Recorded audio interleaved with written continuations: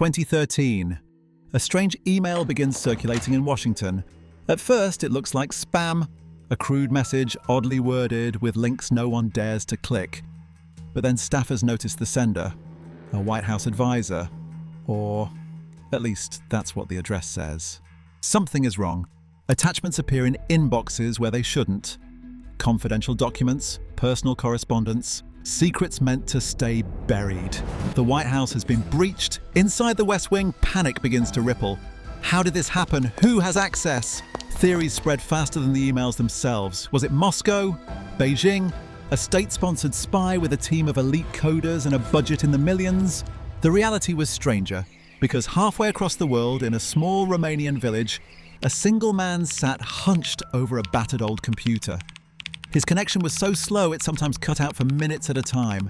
No high-tech lab, no military-grade tools, just one man with an obsession. He called himself Guccifer, a name cobbled together from two worlds: Gucci, the symbol of wealth and power, and Lucifer, the fallen angel, the bringer of light, a bizarre alias that mocked the very people he was targeting: politicians, elites, and power brokers. And yet this strange figure would succeed where professional hackers often failed. He would break into inboxes that shaped US policy, expose correspondence that rattled America's most powerful, and embarrass the White House itself. At first, nobody could believe it. Was Guccifer some kind of genius? A front for a foreign intelligence service? Or something even darker? The truth was far less predictable. Because Guccifer was not a mastermind in a secret bunker. He was a failed taxi driver, a man with no formal training, no network of allies, nothing but persistence and paranoia. And yet somehow, against all odds, he had reached into the heart of Washington and left America's leaders scrambling. This was no ordinary hacker. This was an obsession given form. And the story of how he breached the White House is as bizarre as it is unsettling.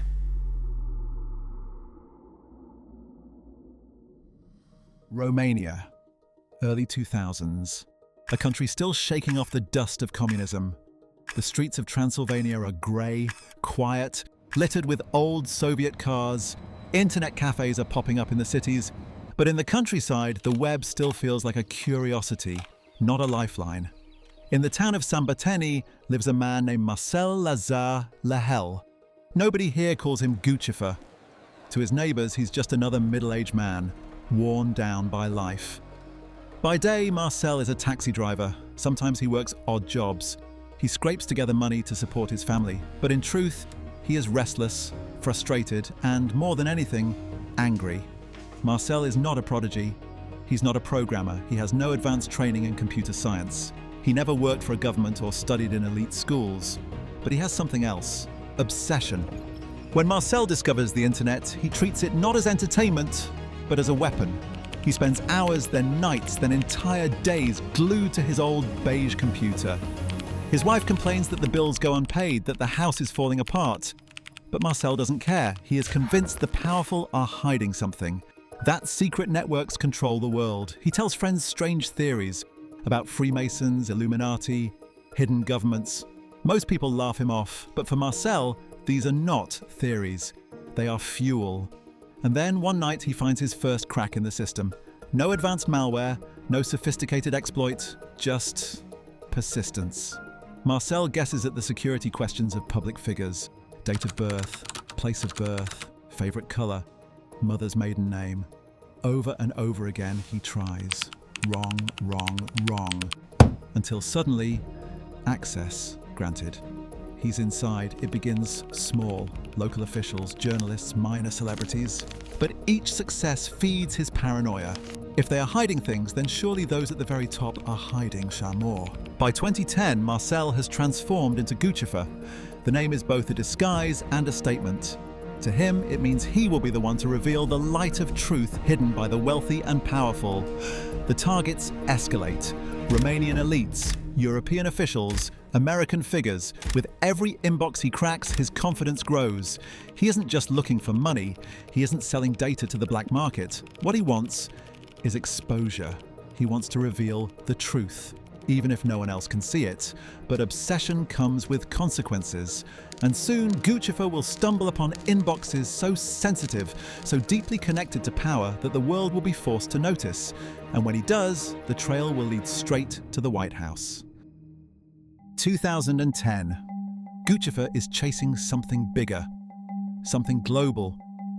So he sets his sights across the ocean, on the United States. In the early 2010s, even powerful politicians were careless with their online security. Passwords were weak, reset questions were obvious, and Guccifer had time, endless time. Night after night he typed, dozens of guesses, hundreds. His slow Romanian internet connection timed out often. But he didn't care, because eventually, inevitably, one would land. And then it happened. A breakthrough that would send shockwaves. Colin Powell, the former US Secretary of State, a man who once stood at the very center of American foreign policy. Guccifer slips into Powell's inbox. What he finds is not nuclear codes or secret treaties, but something equally explosive in the world of politics. Candid emails, private conversations, glimpses behind the curtain of diplomacy. When Guccifer leaks the correspondence, headlines erupt. Powell is forced to confirm the hack. Washington realizes that someone out there has their hands in very dangerous places. For Guccifer, this is intoxicating. He moves on to other targets. The Bush family. George W. Bush, the former president of the United States, has his private emails exposed. But Guccifer doesn't just release correspondence, he reveals something bizarre. A series of Bush's personal paintings. Self-portraits in the shower, in the bathtub.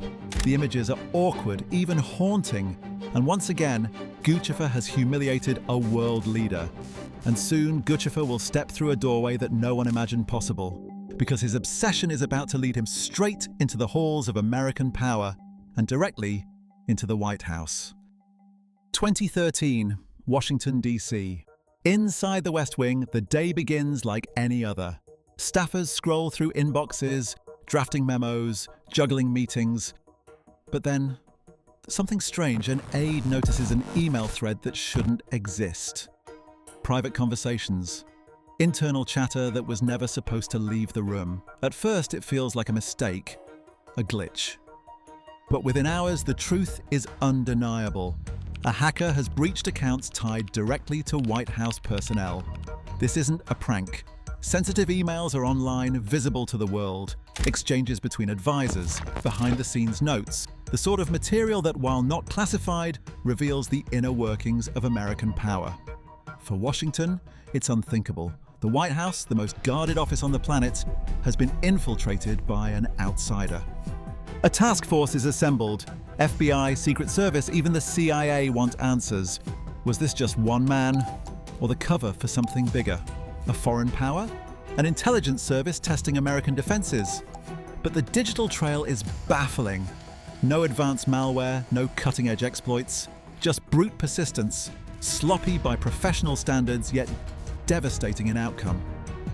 Weeks pass, investigators dig deeper, and what they uncover defies belief. The mysterious figure who pierced the defenses of the White House isn't a shadowy spy or a criminal mastermind. He's a taxi driver from a small Romanian town. A man with no formal training, no elite tools, just an obsession with conspiracy theories and a cheap home computer. The White House, symbol of American strength, had been breached not by an enemy nation, but by one of the unlikeliest hackers in history. And now, the hunt was on. For weeks, a joint task force digs into every lead, scouring the hackers' digital footprints. At first, they imagine a sophisticated operation, but the clues don't line up. The attacks are clumsy, almost amateur. Finally, a breakthrough. Traces of his logins, fragments of his activity point not to Moscow or Beijing, but to a small town in Romania, a village few Americans have ever heard of. In early 2014, Romanian authorities working with the FBI move in. They find the man behind the mask, Marcel Lazăr, a 42-year-old taxi driver living a quiet life. When agents arrest him, he doesn't resist. He seems almost proud, even smug.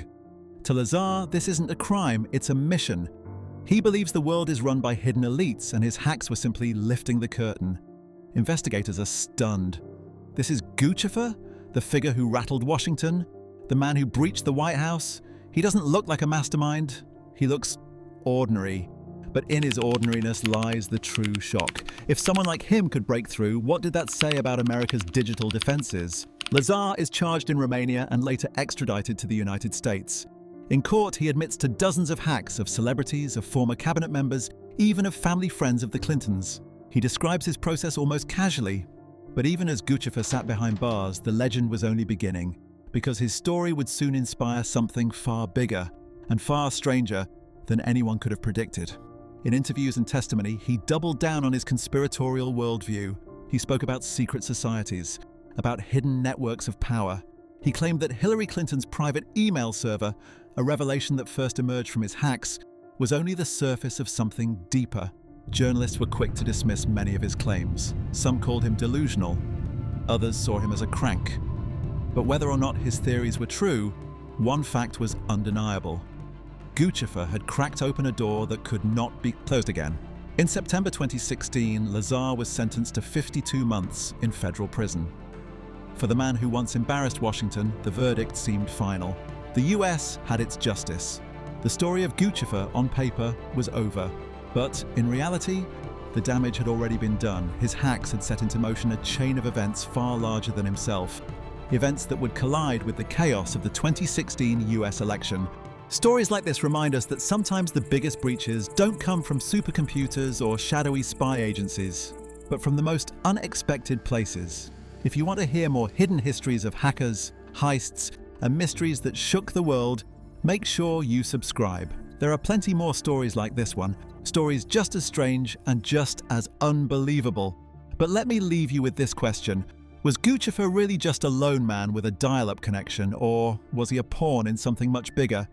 Tell me what you think in the comments. I'll be reading them.